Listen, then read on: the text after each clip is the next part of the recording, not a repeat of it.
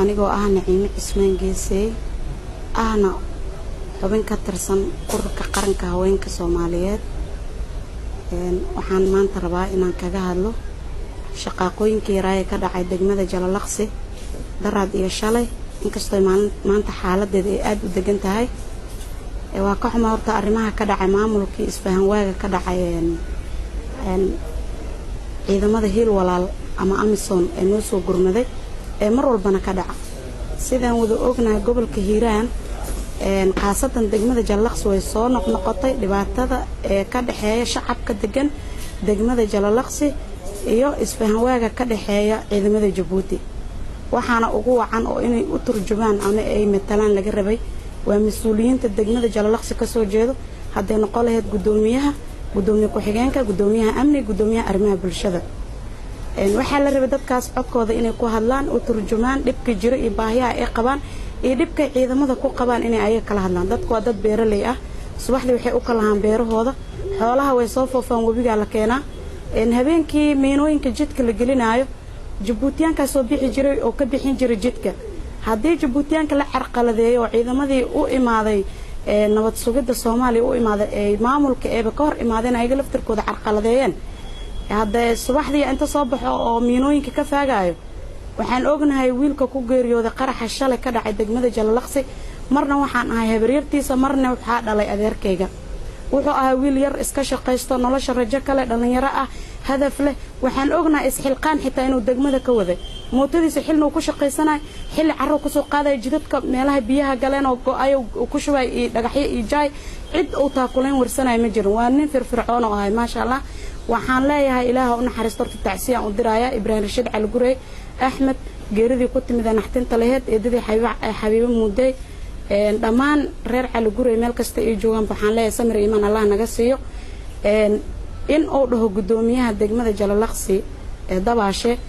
qaraxii ka dhacay degmada Jalalaqsi iyo xabadihii waxna kuma dhimanin waa qalad wiilkii meedkiisa Facebook yaalo la wada og yahay in uu dhaho inuu ka tacsiyeeday maxay xabadaha kuma oo soo dhima qaraxo ku dhintay laakiin inuu dhaho qaraxii ka dhacay degmada wax ku dhintay ma jiraan taas waxa uu arkaa mas'uuliyad xumo iyo inuu shaqadiisa gabay gudoomiye sidaas laga ma rabin waxa laga rabay in ka hadasho dhibka meesha ka jiro in isfahantiin maamulka meesha joogo ee Amisom asi wada hadal aad ku dhameysataan xoog wax ma tara farfar ku taag waxa meesha lagu geeyay waxa waay in dadkaas nimatashid dadkan kala martida ku ahna aad afgaratid laakiin adiga hadaad horseed u noqoto fawdo iyo dhibaato ee degmadina degmo yar ay tahay awalna ay kala socodkeeda iyo jidadkeeda oo xirna dhibaatadeedana mar walba ay soo noqotay inta ku dhimatay degmada Jalalaqsi intay Jabuutiyaan joogan hadii aan xisaabna cadad ma lahan waliba dhanka galbeed dhibaato aad u weyn hayso waayo ciidankiya degan dhibaatada ugu weyn maanta hadii la soo weerar Jabuutiyaan First One dhalinyaradii ay soo qabanayaan container-gana maxaa saldhig horta loo dhis saldhig waxa loo dhisay in qofkii markii oo howlgal la sameeynayo matalan maanta wax dhaceen howlgal ah sameeyay shaqada gudanay laga hor istaaga dhalinyarada qaqabo saldhiga geey hadana kala saar qofkii wax ku soo baxaan xukunkiisa mari qofkii wax ku soo bixi sooda oo muwaadin xitaa odayaal aan ognaa oo container lagu xir marka dadka ari ma ahan xoolana ma ahan saldhigo magaalada leedahay dad odayaal dhaqameed ay leedahay maamul ay leedahay maamulka waxa loo soo doortay inay u kala turjumaan ciidamada Jabuutiyaanka hil walaal meesha joogan ee ayaga baahiyaha shacabka qabaan waxa meesha lagu degan yahay oo gudoomiye ku tahay ama gudoomiye arrin bulsho ku tahay ama gudoomiye ku xigeen ku tahay waa shacabka canshuurad ka qaada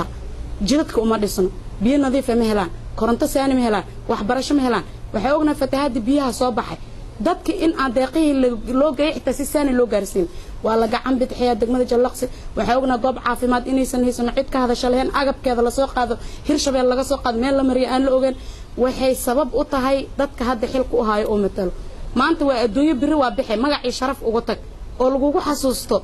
laakiin shacabkaaga hadii aad shal ku kortay aad wax ku baratay aad taqaanid waa dhibaato arinta meeshaas ka dhacday soo noqnoqotay in xal waarta laga gaaro waxaan u dirayaa baaq dheer cod dheer aan u dirayaa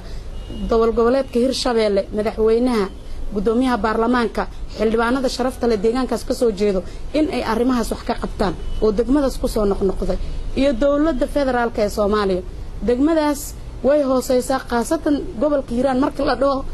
degmada ugu liidata waa degmo waa goob caafimaad ma haysato waxbarasho ma haysato biyo ma haysato waa inta ay bulshada ku shaqeyso haddana dil iyo gumaad ayagoo beerooda u socda qarax loo geli la kaco wax ku dhintay ma la xaqiro ma yeelayno dadkii deegaanka nahay waan ku dhashtay waan ka soo jeedaa mana ogolaanay